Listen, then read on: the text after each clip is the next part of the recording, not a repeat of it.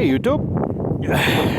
A nice day out today. It's a little windy. I apologize for any wind noise in the camera. But it's about 30 degrees out. And I figured, you know what? It was a good day to get the snowmobiles out. I got my Arctic Bearcat there. And I got my SkiDoo Escapade here. She's an oldie. She's an 89.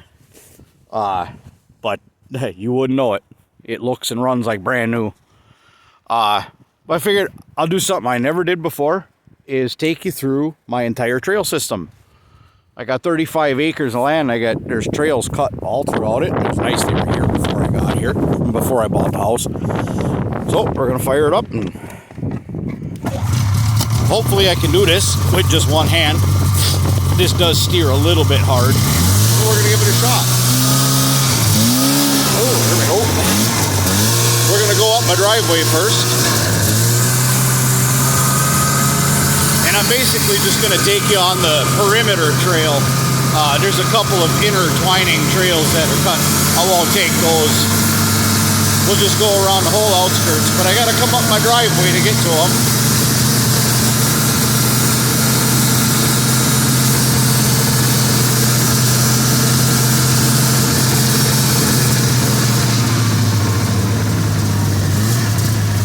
Turn here into my field, if you want to call it that. It's as open as the field as I got.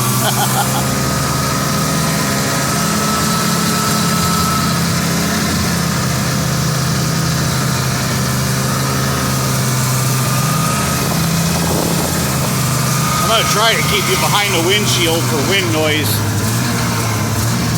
I know it's a little bit hazy, but I don't think you'll mind too much. If you do, piss off. I don't care.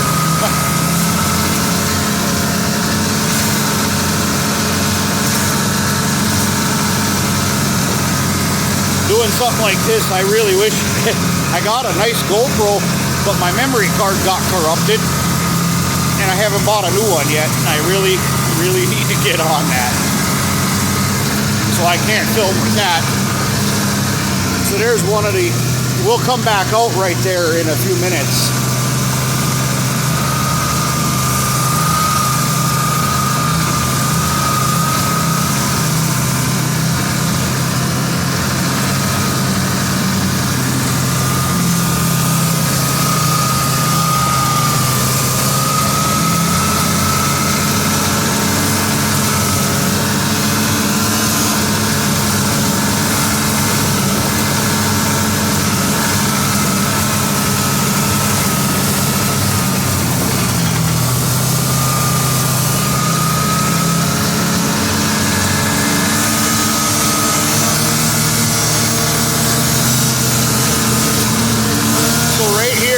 The corner of my property, and this is a 40 line. I got a neighbor's property there, although they don't do anything.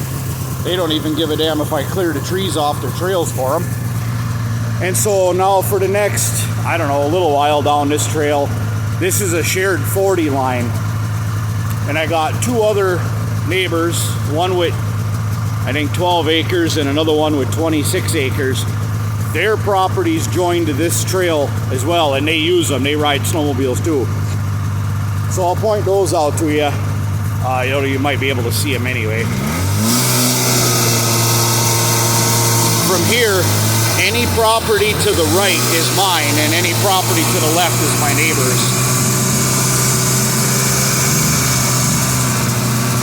So here's one of their trails.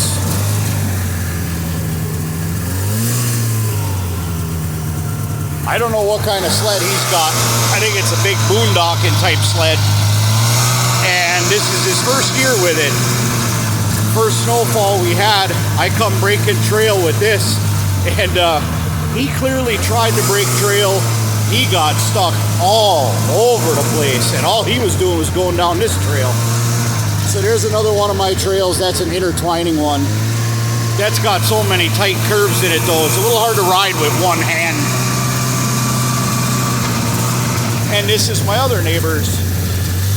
They have a sled more like this one, and they pull their grandkids around on a sleigh.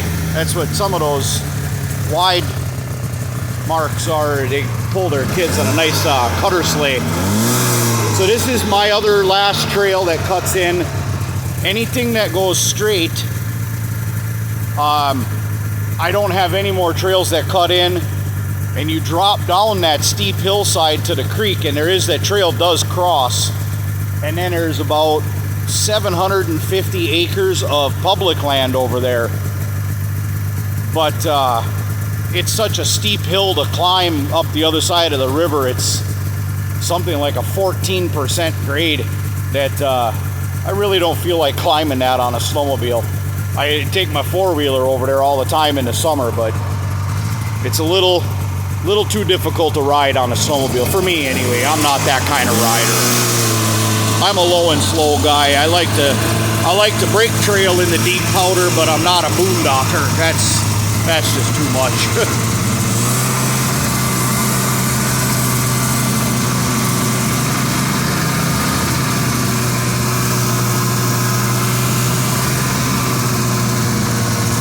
So I get to a crossway here in my property. This is the trail that comes out, the first kickoff that I said was too curvy to try to do with one hand. That's that trail. That trail is also too curvy to do with one hand, although it may not be horrible. And going to the left is the way we're gonna go. It is the perimeter trail, and it puts you right against the riverbank. Right off the trail, it drops straight down just like it does off my driveway. And that trail straight ahead just connects to that one over there. I'll show you, you'll see that come in.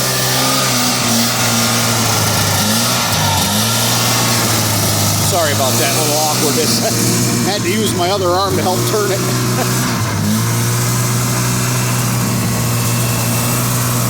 Here's my deer blind. For any of you who live up in northern climates, and yes, that is an old ice shanty. That was a really nice one. It's even still on its skid that we used to pull it out onto the lake with.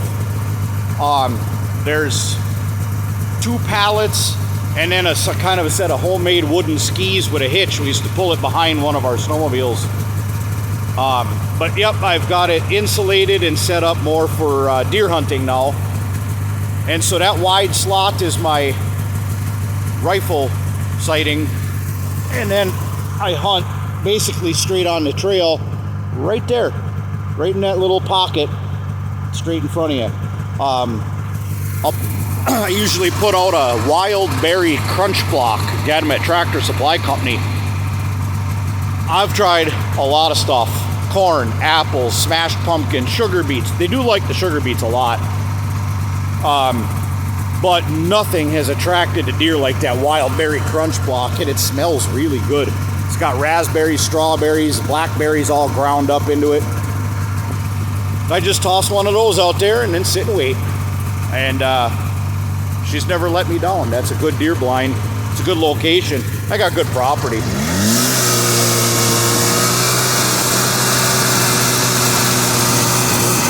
And one thing I will show you in summertime, I'm not going to do it in spring, or definitely not in the winter.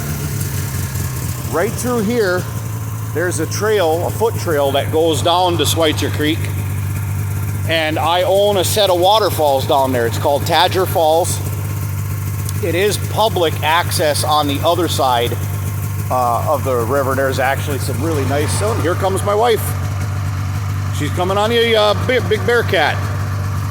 Hi. I'm gonna have to back up. I'll go around that way.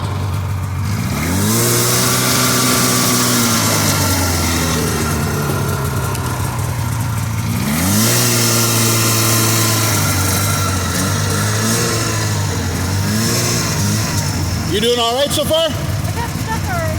Where? Coming up the hill. It's a packed trail. I'm not used to having to cut it. Oh yeah, you got to cut early. YouTube. It's for my YouTube channel. Say hi, YouTubers.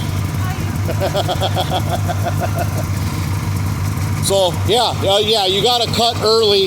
That does turn sharp, but don't be on. Just idle it through the turns. Yeah, it's just a learning curve. Yep. Hand warmers should be on, but they're on your left hand grip. There's one for hand and one for thumb. I left them on high. Okay. Yeah, they're on. Okay. All right. Well, enjoy. We'll see you around the loop.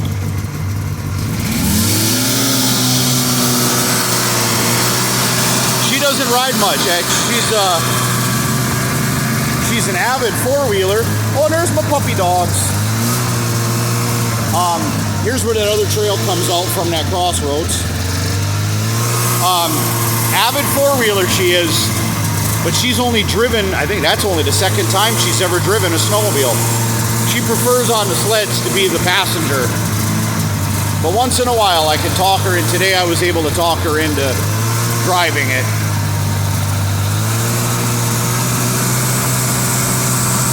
My dogs absolutely love this property and having these trails available. There's my row girl, and this is Barsky up here. This is the bark butt. Oh, he brought his ball. Hey, get your ball. Hey, get your ball. Get your ball. Barsky, get your ball. Get your ball. Get it, Barsky. Get it. Attaboy. Good boy. Oh, I hate to carry that all the way back to the house. There's the back side of my log cabin that's in my front yard with the house.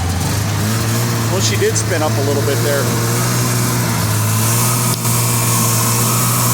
So I got three trails that cut off.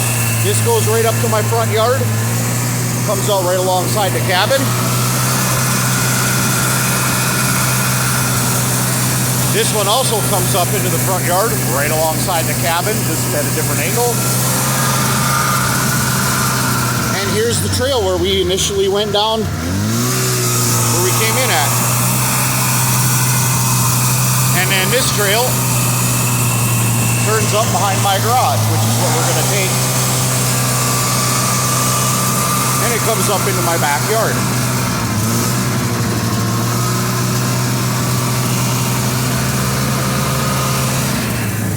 So there's my Farmall Cub, my regular Cub Cadet mower, and then behind it, I'm not gonna walk over to it, is my wife's grandpa's 49 Gibson Model SD. There she goes. Just had to rebuild the mag on it and rebuild the carb, and she's a good running machine. Well, that's it. There was my property. I can shut the camera off.